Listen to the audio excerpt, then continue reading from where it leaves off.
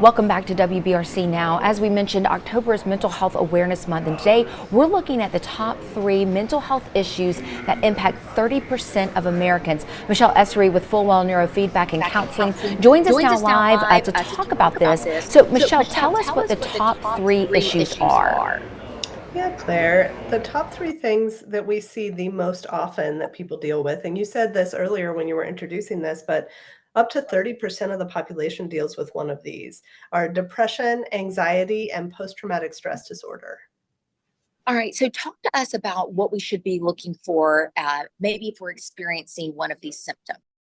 Yeah, it can be really helpful to know what actually defines these things. I think we might say we're anxious, or we might say that we're depressed, or I know a lot of people throw around PTSD.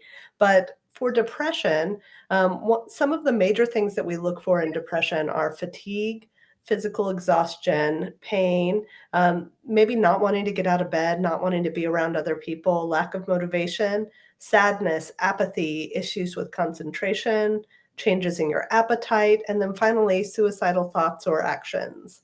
Those are some of the main things that we look for. In anxiety, you want to pay attention to if you're having racing or intrusive thoughts or obsessive thoughts, fear and paranoia, difficulty sleeping or waking up a lot, stomach, heart, and muscle tension issues. A lot of times for anxiety, we'll have physical symptoms, maybe just increased heart rate or tension in our muscles or gastrointestinal issues, or we will have a hard time sleeping or staying asleep.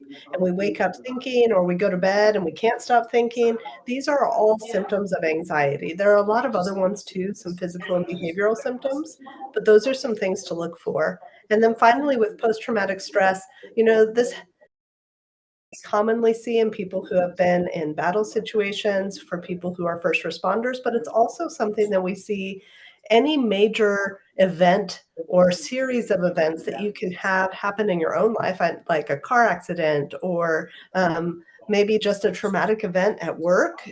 These things can all increase this response and how your brain stores these things.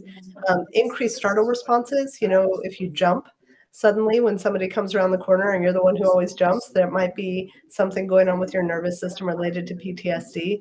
Issues with concentration, re-experiencing, and nightmares. Re-experiencing means feeling the same that you did in that traumatic event in an event that is not that event. So let's say you're in a different environment, maybe you're at work, but you feel like you're in this traumatic event again. That's re-experiencing. Nightmares can be repeats of that same behavior.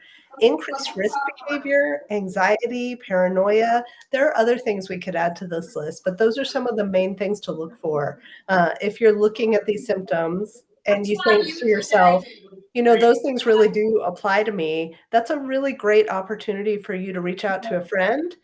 You can call or text 988, which is the mental health hotline, or reaching out to a counselor near you. That's some great advice there, Michelle. We certainly appreciate you being with us today and sharing that important information. Thank you so much. Absolutely. Thank you for having me, Claire. All right, we're going to take a quick break. We'll be right back after this.